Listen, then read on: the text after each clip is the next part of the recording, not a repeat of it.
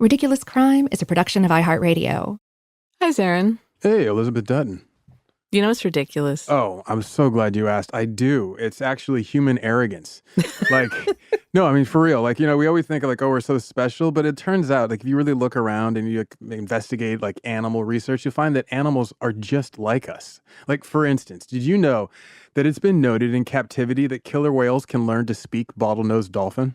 Really? Yeah. And not only that, sperm whales in the wild, in the Caribbean, they speak with an accent that other whales can't detect. I was going to say, when they speak dolphin, are they speaking in a heavy whale accent? I wonder. But sperm whales speak with their own specific Caribbean accent. Sperm whale patois? Yeah, exactly. I just would love to hear what that sounded like. And cats, we think oh, cats don't really speak English. Well, it turns out they do. They understand their name. They just choose not to respond. They just ignore you when you say their name, but they do hear it. They know. And then also, for instance, cows, right? Mm-hmm. Cows, did you know that they love cool jazz? Yeah, cows, if you play cool jazz, they will produce 1.5 more pints of milk per day. For jazz. For any cool, calm jazz. music, smooth jazz, cool jazz, really calming music. Soft and warm. Yeah, the quiet storm. The quiet storm. Wow. Okay. Right? So animals, they're just like us. They and are. Everybody always thinks that we're so special. Human arrogance. Yeah. I'm telling you, ridiculous. I agreed. That is ridiculous. Do you know what else is ridiculous? Oh, you got one? Yeah. Throwing a bunch of gems on the ground, calling it a mother load. Sounds like something one of my uncles would do. Probably.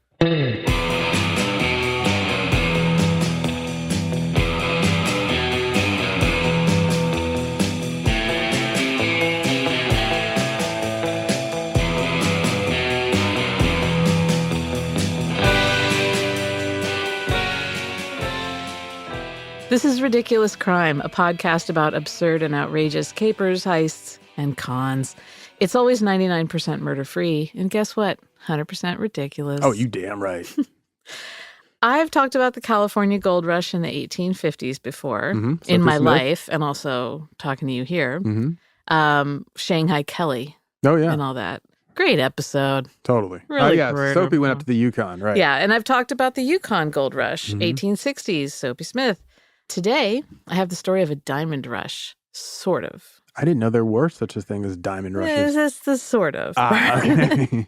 By the 1870s, right, the gold and silver rushes of 48 and 59, respectively, had petered out. Mm-hmm. In the late 1860s, diamonds were discovered in South Africa. And so optimistic prospectors started looking around North America, figuring, look, we got gold, we got silver, we must have diamonds. We're amazing. So a few were actually found near Placerville, California, in gold country. I know it well. There were a few verbal accounts from Western explorers, but no one found a huge mine, a big load of them. Enter Philip Arnold. No, I don't really know about where you find diamonds, in what type of rock strata or gold, you need certain granite qualities, right? You need certain rock formations. With diamonds, do we even have the geology? Isn't there one where you look for quartz somewhere? Yeah, I thought that was with gold. Yeah, I don't know. Yeah, Maybe you look for basically streaks of quartz. Right. And that tells you the gold may be present. So I don't know, diamonds, there's a distinct smell. I figure it's an ore, right? You got to break open the rock and see the diamonds inside. So how are you going to know? Anyway. I just wonder what they were looking for. You look for a K Jewelers sign in the wild. Philip Arnold. Okay. So he was born in Kentucky in 1829. Mm-hmm. Doesn't really matter when. Where. Okay.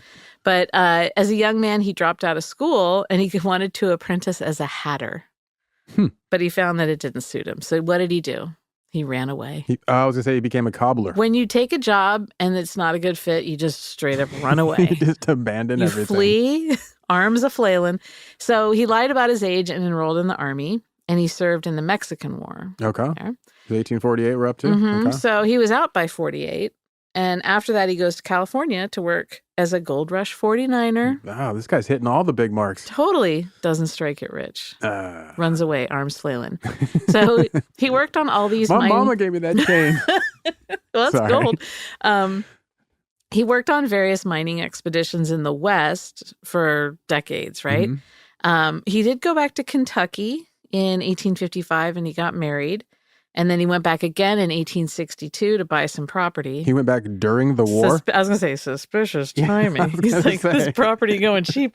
I bet there's real cheap property in Kentucky right about now. Some colonel's looking to sell. He's an opportunist. So he goes to Arizona. Mm-hmm. And there he meets another dude from Kentucky named Asbury Harpending. That's a hell of a Kentucky name. Right? He's one of California's foremost financiers. Oh, I bet. Asbury Harpending. Is it Harpending? Harpending? I can't ask him. He's dead. Yes. It's all of them. So in the mid-1860s, he goes to work for Harpending's Lincoln Gold Mine Company in Placer County, California. Yeah. So Placerville, Placer County. Mm-hmm. One of the board members is an associate of Harpending's, and he's a dude named George Roberts. Okay. Are you writing all of this down? Taking copious notes. Thank God, because I'm not. In a 2004 article in Smithsonian Magazine, which, by the way, is amazing. Shout out Smithsonian Magazine. I love Smithsonian Magazine. I know a couple of writers there. That's really good. It's amazing. Roberts, in the article, was described as, quote, the sort of businessman described in newspapers as prominent, but his was a prominence earned by moving fast and not asking too many questions. Move fast, break stuff.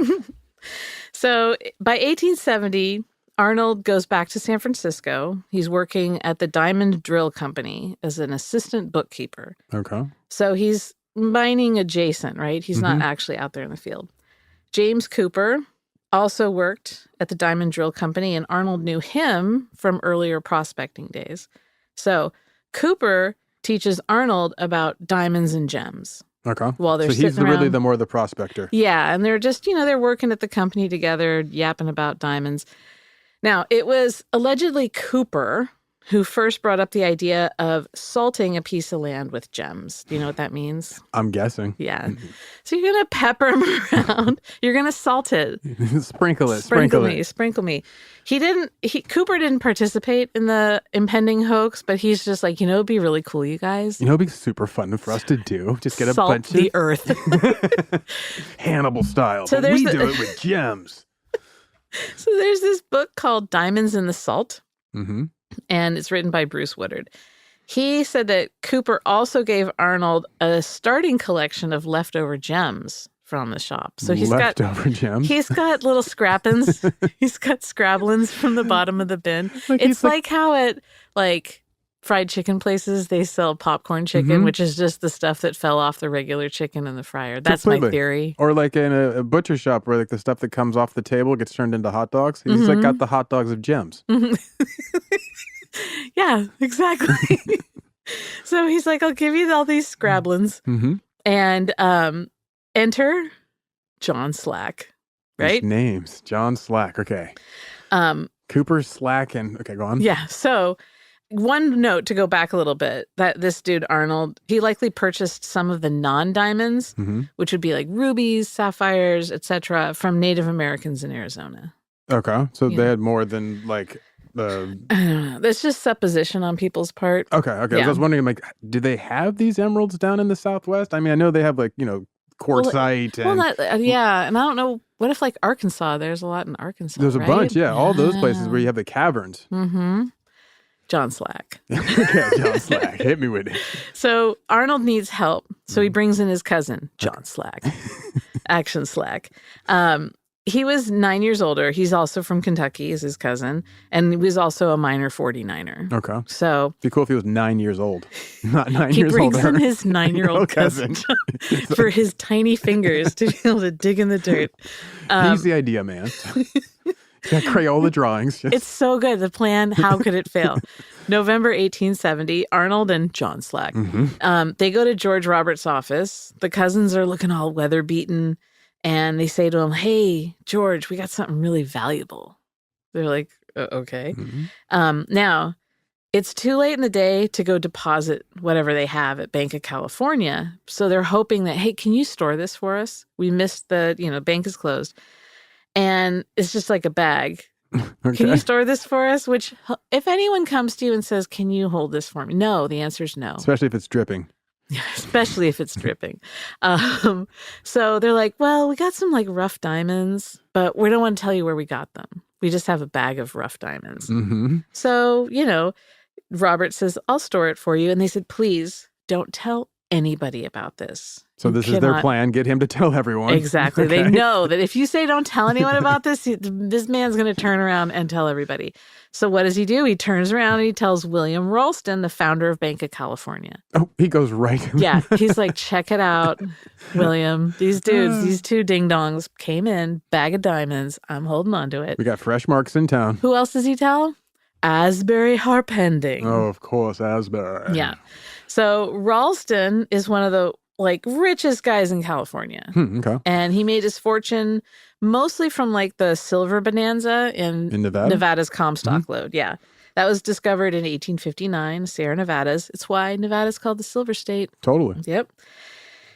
That Comstock lode kicked off all the exploration for silver in Nevada, Utah. Mm-hmm. That cool, weird town of Tonopah, Nevada exists because of the Comstock lode. Oh, interesting. A lot of the big names in the California gold rush had a piece of this action too. Mm-hmm. They just switched over. Yeah. So Roberts brings in more interested parties. He's not supposed to be telling anyone. Mm-hmm. He tells all the big names.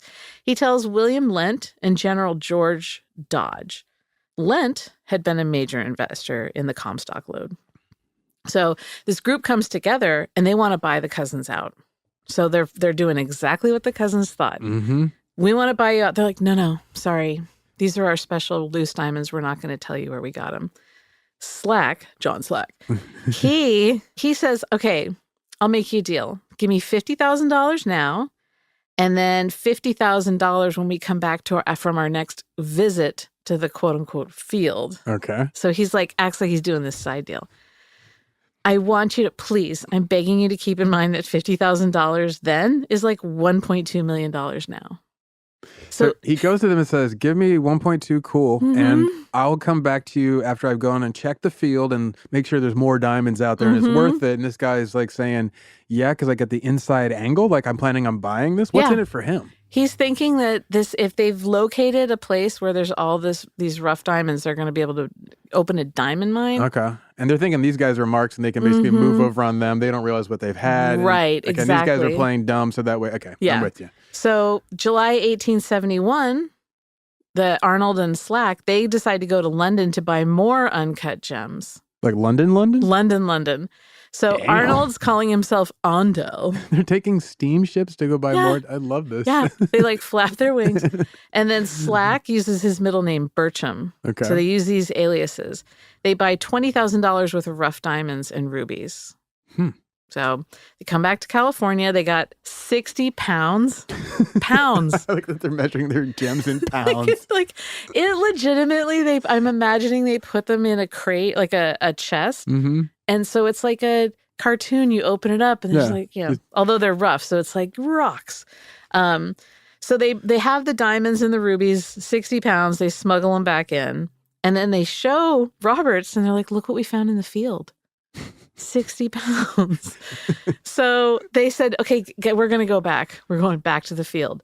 And they told the businessman, we're going to bring you back a couple $1 million worth of stones. So if they're talking millions then, think about the value now. That's where we are right now. Okay. So we have huge crates of stones that everyone thinks is getting pulled out of the earth somewhere in the West. Somewhere in this field. An undisclosed location. When we come back from this break, I'm going to let you know how that delivery of precious stones went.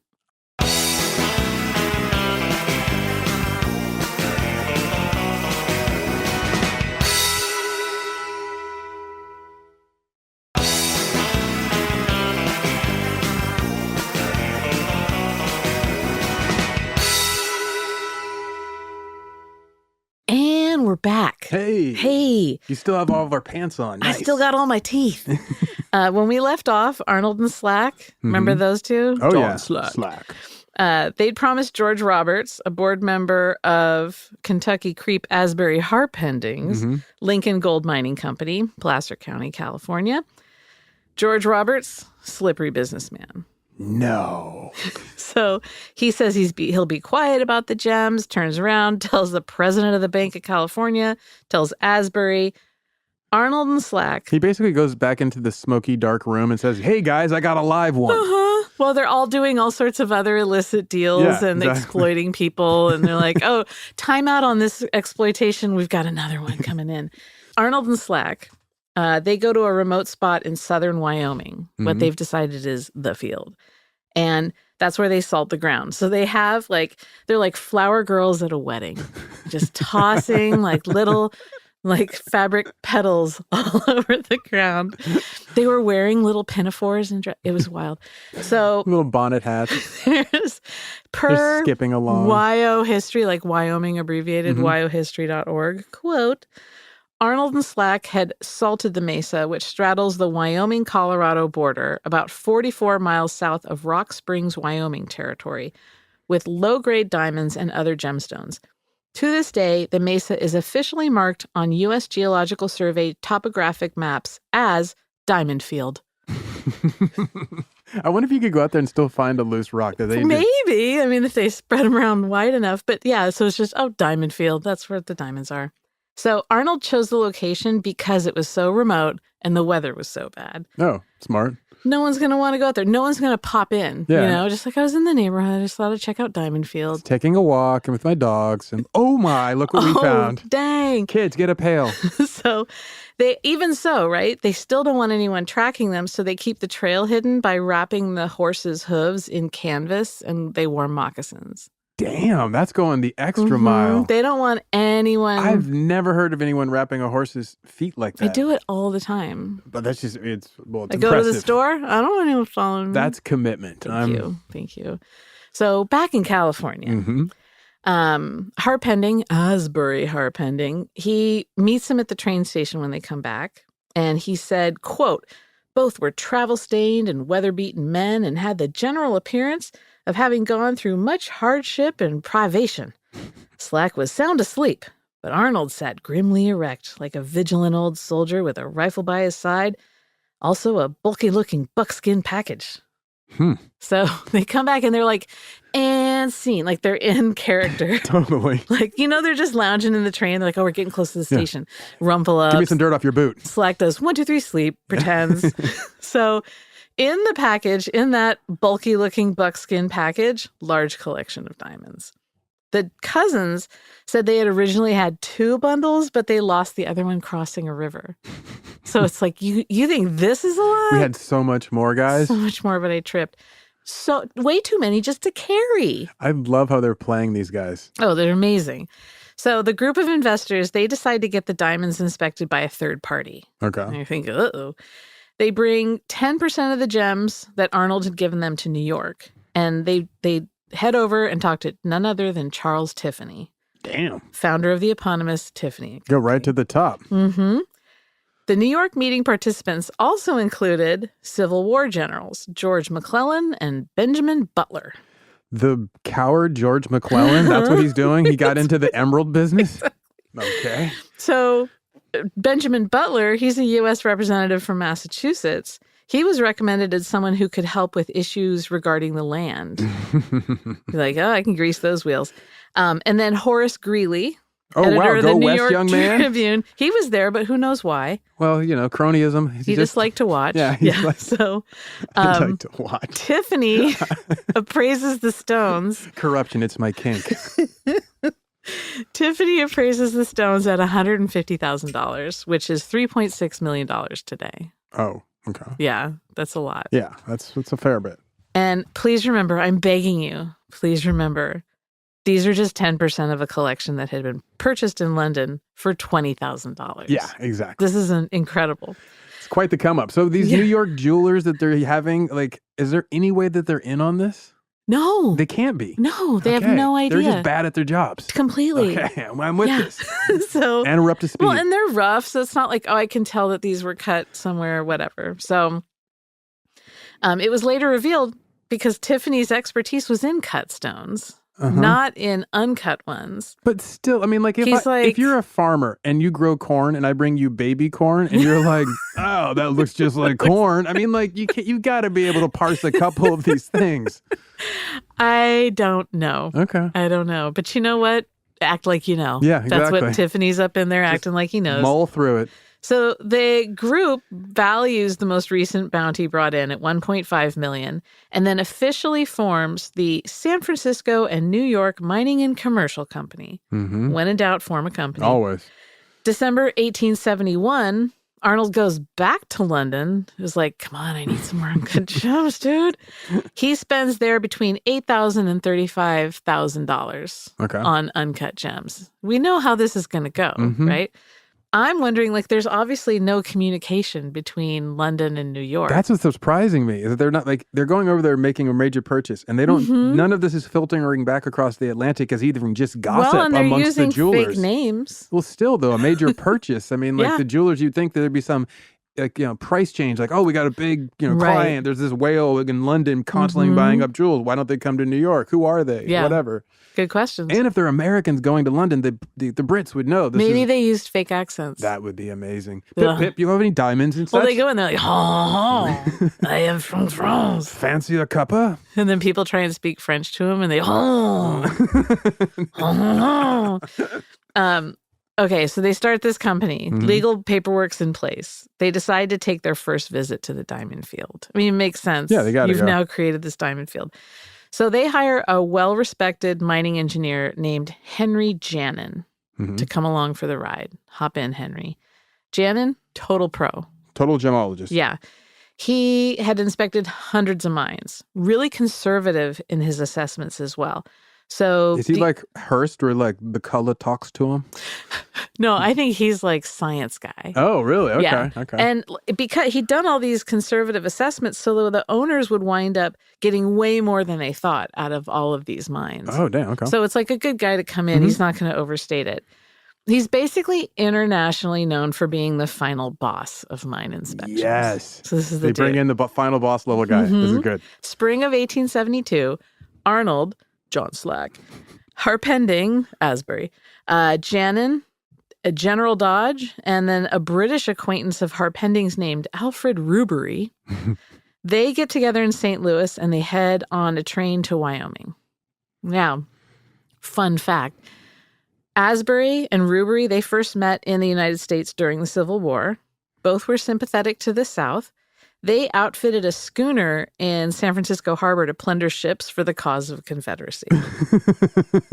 However, that went over well. I bet those San Francisco whalers and gold ships are just like, oh, yeah, come with it. So, well, they both get arrested and convicted of treason. I was going to say, that did not last long. Harpending did 10 years. Well, he was sentenced to 10 years in Alcatraz. Damn. And after 4 months, he was released, though. Oh, wait a minute. Because Lincoln granted amnesty to all political prisoners who would agree to take and keep the oath of allegiance. Yeah, yeah.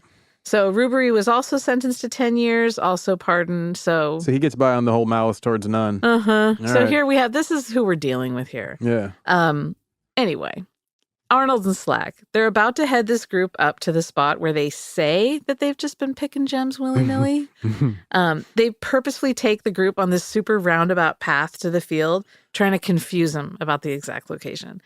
Finally, on June 4th, after 4 long days on horseback, they arrive. The group, they begin digging. They find gems almost immediately. Well, because, there's like tons everywhere. Asbury Harpending later writes, quote, I had not been on the ground 3 minutes before I found a large diamond. I got off my horse. I stepped on a diamond. Pop. That day, we got over 500 diamonds, rubies, sapphires, and emeralds. Arnold would generally tell me where the best places were to dig for the gems. He's like, dig over there. Yeah, he's like, oh, look, there's something. Like, you see the flash? It's like an Easter egg hunt where it's right in front of the kid. You're like, I don't know, look under that rose bush. So, over the next few days, the group continues to look successfully surprised for gems. Janin, don't forget, final boss is there. He surveyed 3,000 acres, although the salted area was only like an acre. So he surveys it. They head back to San Francisco. They left Slack and Rubery to guard the grounds. Right. Unknown reasons. Who knows? Those two, they bail out after a few days, the ones guarding it. Slack, he had been paid his 100,000. Remember the 50 and then the 50? He was never seen by the group again. So smart. He's like, I think I've gotten as much as I can out of this. I've milked all that I can. I'm going to tap out now. Thank you so much. Before the law shows up at the door. So Janin, though, he submits a report of his findings to the group. He estimates the value of the company's stock at around $40 a share and the property at least $4 million. Damn. Right.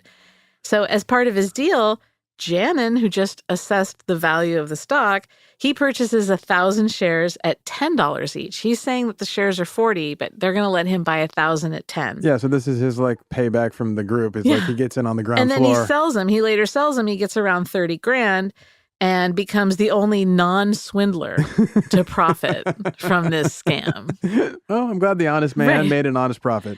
Everyone was sure that this diamond field was legit. Mm-hmm. We know better, Zaron. Oh, do we ever? Yeah. So let's listen to some ads. Ooh, Why I not? love ads. Just hear them out, okay? Just listen to them. And when we get back, I'm going to tell you what happened when it's discovered that a gem-rich field in the middle of nowhere is, in fact, too legit to quit.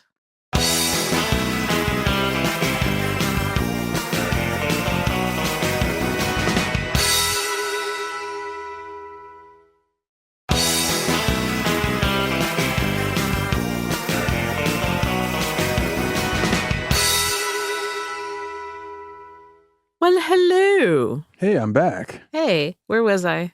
Ah, yes, the French. Ah, yes. Okay, so it was decided, based on an assessment by legendary mining engineer Henry Janin, that the field was indeed swollen with gems. Yes. Just like a tick. And everything was on the up and up. I was just kind of surprised Janin went for the, like, you know, if he knows this industry, he knows how rocks are, he knows, like, where you're going to find gem fields. When you go out and you find, like, diamonds 3 inches into the dirt, or maybe just sitting there lightly covered with dust, you have to be like, this is not normal. This is not... We didn't have to, like, get out axes and cut into... Yeah. Like, where's my rock hammer? What the... Yeah. Where are the children I can send down this hole? So... Remember, Janin, he says the stock in the company is worth 40 a share. Then he buys it at 10. Arnold was paid $150,000 for his find. And then he also got $300,000 worth of stock, right? Which he sold off. He sells it to Asbury. In all, he makes about $550,000. Take away the 35 or to 50 he spent on gems in London. So good scam. He makes $550,000 in 1872 is something like $13.3 million today. Damn, that's like a good scam. Yeah, that's a solid scam. Yeah. By this point, the news of the find and Janin's report becomes public. No one knows where the land is still. And although many tried unsuccessfully to guess its location and send their own parties out there to look, so people are sneaking around. In the fall of 1872, men from the San Francisco and New York Mining and Commercial Company and Janin, they made another trip to Wyoming to try and like secure the land, tie up loose ends. And have they purchased this land yet? I don't think so. Okay, yeah. Arnold decides not to join him. He's like, you guys go ahead. Yeah, I got my ankles. It's not. He's already moved back to Kentucky at this point. He's like, I'm going home. On the train back to the Bay Area, Janin runs into 2 geologists. Samuel Emmons and James Gardner. Now, those 2 worked for Clarence King, a recognized geologist who some years before had persuaded the U.S. government to fund a survey of the land between the Rockies and the Sierras. So this guy, he's got the government looking at stuff. He and his team, including Emmons and Gardner, surveyed the 50 miles on either side of the 40th parallel. Okay. So they know this area. They are, they're like the final bosses. They're like quite intimate. This is like the back of their hand. So Emmons and Gardner, right? They suspect that Janin and his crew are coming from the mysterious gem field that everyone's been talking about. And they wondered if the field was near the land that they surveyed. So they asked the group, like, kind of, innocent, innocuous questions. So where are you coming from? What'd you do there? What longitude and latitude have you guys coming from? What was the quality of the dirt where you were hanging out? And they're able to figure out where the field is based on all their secret questions. So then they go back and they tell Clarence King, the geologist, final boss, about this encounter they had on the train. King says, you know what, let's go look for ourselves. I think I can find the land. I want to corroborate Shannon's findings. Just, academic expertise. Well, and this is a big discovery. And due diligence being what it is. But I mean, if you think about it, this is a revolutionary thing that there's this incredible, not just diamonds, but rubies and sapphires. Just sitting on the ground. Everything you can imagine just hanging. He's like, I want to see this. And I'm a geologist. native population had noticed it in the thousands of years that they had been there. But, go on. But as you do. So the group sets out, right? They didn't tell anybody else about the real purpose of their trip. And instead, they were telling people that they were going to look for carboniferous fossils instead of diamonds. Carboniferous They're kind of telling the it's truth. Just, it's one of the scientific non-lies. Yeah. So they get to Wyoming. They get off the train. They continued on for a few days. They find the site. Ooh. Zaron, I want you to close your eyes. I was wondering, my eyes are over here permanently open and stuff. Okay, 1 second. My eyes are closed. I want you to picture it. Yes. The three geologists, Samuel Emmons, James Gardner, and their boss, Clarence King, stand in Rock Springs, Wyoming territory. They've stepped off the train and have secured horses for their 40-odd mile trip into the desolate distance. Oh, couple-day ride. Okay. The sky is so incredibly vast above and before them. The hills are like a mustard gold velvet, the shrubs and grasses all crisping in the fall air, just waiting for that cold bite of winter. The wind howls around them as they set off. Dust swirls. They consult the rough map they've drawn up of the approximate location of this so-called gem field. After a number of days, they locate the spot. They tie up their horses, they get out their equipment, they begin their search. This is a most American moment. People looking at a barren, deserted, or silently empty landscape before them, hoping beyond hope to find fortune where others would just walk on by. But these guys are part of a most modern American moment. They are the cynics. They're the specialists who want information confirmed before they'll believe anything. And these are, unfortunately, the very rare Americans. My people. So one of the men stoops over, scraping away at this arid soil. He finds gems. The other men dig. They find the same, gems. It seems to them that these came right from the ground beneath them, the product of wild Wyoming. They were thrilled. They were surprised. They logged their finds into the evening, then they bedded down for the night. I can only imagine that the sky above them, so clear on an autumn evening, was just thick with stars. The Milky Way tucking them in, the endless night full of diamonds reflecting back to the riches that slept underneath them in the dirt. However, looking more carefully the next morning, they realize there's kind of a pattern to how these gems are distributed. For example, this is my favorite. King found a diamond, quote, perched precariously under a slender rock. So they, tossed a diamond on the ground, then set a rock on top of it. I'm imagining it's a back porch key. Exactly. Like you're trying to catch a mouse with a diamond. You put a little rock lean to above it. Yes. So they're like, how could this have been like this for hundreds, nay, thousands of years? Just a scientific mystery. Mm-hmm. And there also seemed to be sort of a uniform ratio of one diamond found with around a dozen rubies. Yes. Or also, what I imagine is that there is a pathway if you follow it, and they kind of are cast from that pathway. On the sides. They also found gems in anthills. Wait, what? But they were only in the anthills that had footprints or disturbed dirt near them. So the signs of old Johnny Diamond seed. Oh, this just dangerous. Well, first of all, why would there be in the middle of an anthill? Wouldn't the anthill is unearthed? It's dynamic. They would move the earth around. Yeah. Yeah, that's part of the earth they'd be kicking out anyway. So the geologists, they go further afield. They dig holes where diamonds should be based on what they've been seeing, but the earth is clearly undisturbed and they found no diamonds. That's shocking. Weird. So King concluded, quote, summing up the minerals, this rock has produced 4 distinct types of diamond, a few oriental rubies, garnets, spinels, sapphires, emeralds, and amethysts, an association of minerals of impossible occurrence in nature. And some minerals that are only found in India, some others only found in Iran. It's very curious. It is fascinating. So a few days into their work, a man on horseback approaches them. He introduces himself as J.F. Barry from New York City. He'd followed them there and been watching them. Creepy. Seriously. The whole time. He's like, hiding behind I like some watching men sagebrush. dig in the dirt. He's like, So he says, like, hey, you guys found gems? Creepy. One of them let slip that the site is a hoax. He's exhausted. He's like been digging in anthills. He's like, yeah, we found gems and it's all garbage. He's nursing his hand blisters.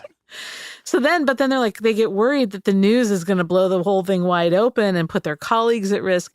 So the geologists, they hightail it back to San Francisco so that they can tell the mining and commercial company what they've discovered, warn them. November 10th, 1872, they arrive in San Francisco. Now, King, out of respect, first goes to Janin, not the company. I like that. Nice. Yeah. In terms of like respect for your colleague, that's dope. Because he knows this is going to ruin you, man. Yeah, like, man, you may want to go to India. Look for the gems there. So Janin, at first, he stands by his findings. He's like, no, I know what I saw. So then they talk all night, and finally Janin accepts, like, he was duped. Yeah. That's got to be hard. Yeah. You know, people get really tired. It's really hard for most people to admit mistakes or admit they don't know. Even. It's also really hard to use reason and rationality to correct emotion. Those are two different languages. Yeah. So you can't use one to usually correct the other. You can use belief to correct emotion, but you usually can't use fact to correct emotion. Right, so if he's committed himself to it, he will not be swayed. No. And I think that's a really hard moment. I could see how it takes all night to bring him to that point. So the next morning, King and Janin, they go to the mining and commercial company directors and they tell them, you have been victims of fraud. I hate to break it to you. The directors asked King, the geologist, to take a few of them out there with Janin, go out to the field. They go. Now they're seeing it all with new eyes. They have all this new information. They're like, oh my God, how do we not? This is totally a hoax. As there's like one gem perched on top of like. Next to an Easter egg from a kid. It's in a plastic Easter egg. Like, how did this get out here? We don't have plastic yet. So the newly hired general manager of the company said he saw rubies scattered in such a way that, quote, it would have been impossible for nature to have deposited them as for a person standing in San Francisco to toss a marble in the air and have it fall on the Bunker Hill Monument. Okay. Man knows a metaphor. Yeah, right? He's painting a beautiful picture. So the director's like, raise your hand if you want to dissolve the company. And all the hands went up. Some people raise two hands. And a foot. So Arnold and Slack, they get indicted for fraud by a grand jury. Case never goes to trial. I'll say they're indicted in absentia. Yeah. But they never went to trial. Okay. Arnold gets sued by William Lent. Remember, he was the big investor in the Comstock load? Yeah, the big money man. They settled out of court for $150,000. Though he said Arnold says he paid not because he was guilty, but because the lawsuit was time-consuming and he wanted to move on with his life. And he was tired of the Pinkertons harassing him. He's like, here's your $150. Boring. I'm so over this. This is annoying, frankly. I'm on to greener pastures, you guys. Back in Kentucky, Arnold had bought a house, obviously from the money he made in the hoax. The house had marble fireplaces. It had really crazy chandeliers, high ceilings, beautiful wallpapers. Zaron. Always very nice. Yeah. Good touch. To this day, there are locals who are convinced that there are still diamonds buried in the basement of the house. Such a typical local lore. Exactly. You know, there are kids who like stare from the bushes at the... He also bought 500 acres in his wife's name where he bred thoroughbred horses and he raised sheep. There's the real wealth in this story. We know about the horse trade there. He invested in real estate, became a banker. He became what he was trying to take down. In the spring of 1878, he was in dispute with another banker. That banker had insulted Arnold in a letter, doubting his trustworthiness because of the possible involvement in the diamond hoax. There was a shootout, and Arnold was hit in the shoulder. It did not kill him, but in the winter of 1879, he caught pneumonia, and he died in the hospital on February 8th. Whew. So was that like a Kentucky colonel duel? Like where they go, I think so. In my honor, sir. Sir, I write in a letter. So you insulted me, and I think you're a fraud. And drop a white glove in front of him. And you smell like Dookie. And he's like, well, I never. And then how pistols dare at you, dawn. sir? So what about Slack? What about John Slack? After abandoning his duty guarding the field, Slack went to St. Louis. He worked... What would you do if you had the money that he had, you bailed out on guarding the supposed diamond field, you go to St. Louis, what would you do? Go to St. Louis, late 1800s, by a stockyard? He worked as a carpenter at a coffin company. What? Not in my top 100 choices. And then he eventually became president there. He worked his way up. He worked his way up to president. He did. I'm not kidding.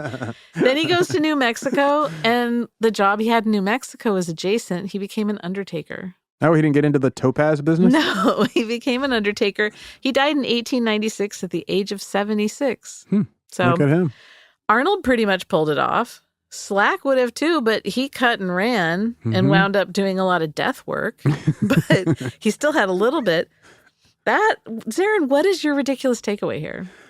Oh, man. One, that rich people are easy to scam, especially if you can tell them that you're dumb. You know, like, I just don't know these things, but a big, strong, strapping gentleman such as yourself, you probably could. You know, like, you play that up, but like in terms of finances, I think they're gonna go for it. And this apparently has been true for eons. I mean, this goes back, you know, this is exactly the thing that we saw in the .com boom. This was a thing that you see in real estate scams. This is a thing you saw in LA, the Owens Valley River. I mean, like everywhere you go, you will see this, like somebody comes along and acts like, I just don't know what to do. And then they scam these rich people who are so certain. So usually, I mean, it's the traditional act of the confidence artist. They work on your confidence. So it's a flawless scheme. I'm just so surprised that these people who, you know, they know money, they know wealth, but they don't know anything about jewels or gems, and they don't stop to think. So I'm just struck by how many times they had to go out there with experts before they could actually see the truth because they were so convinced by what they wanted to believe. But they think they're pulling a scam too. That's what I'm saying. Yeah. Like so they're like, oh, we're getting one over on them. So they're so busy thinking about this scam that they don't actually check their own beliefs. Their scam is based on a faulty belief, but they're so busy looking at the greed that they don't check that. I'm like, that's the part that's ridiculous. I'm like, come on now. How did you get wealthy? Right.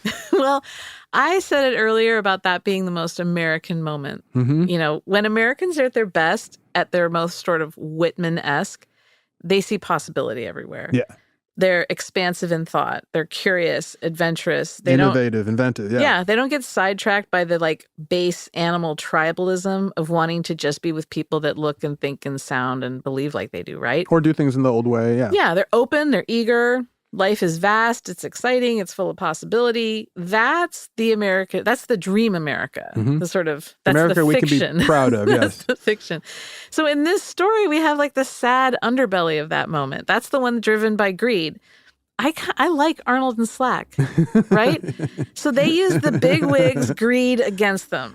The bank owners, the mining magnates, they're so eager to get money off the backs of individual miners. Yeah, the exploiters, basically. Yeah. They, just like they'd been doing, it's what made them so unbelievably wealthy. I mean, like, it is so hard to comprehend how much money these guys got. All the, like, the big four, all the railroad barons, everything. How much money they were getting. Like, you talked about that with old Billy Miner, the train robber, right? So the fat cats, in this case, they didn't think critically, like you said. They never asked. They thought greedily. And then they acted in haste because they're so quick to take advantage of Arnold and Slack. And they're so used to exploiting people, and they see someone and they go a quick read, and it's like, oh, we can exploit this person. Yeah, well, it's surprise. So once again, I'm not being too critical of the criminals here at all. No one was hurt or killed. Are my favorite. They just lighten the pockets of some fat cats.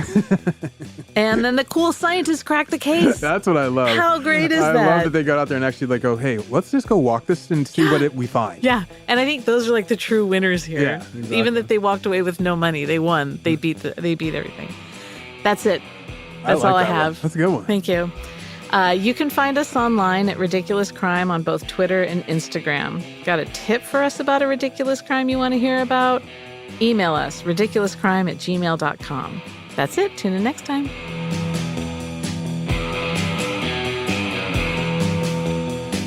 Ridiculous Crime is hosted by Elizabeth Dutton and Zaron Burnett. Produced and edited by Chairman of the Big Board, Dave Kustin. Research is by seasoned gemologist, Marissa Brown. The theme song is by minor 49er Thomas Lee and wizened saloon keeper Travis Dutton. Executive producers are skeptical appraisers Ben Bolin and Noel Brown. Ridiculous crime. Say it one more time. Ridiculous crime. Ridiculous Crime is a production of iHeartRadio. For more podcasts from iHeartRadio, visit the iHeartRadio app, Apple Podcasts, or wherever you listen to your favorite shows.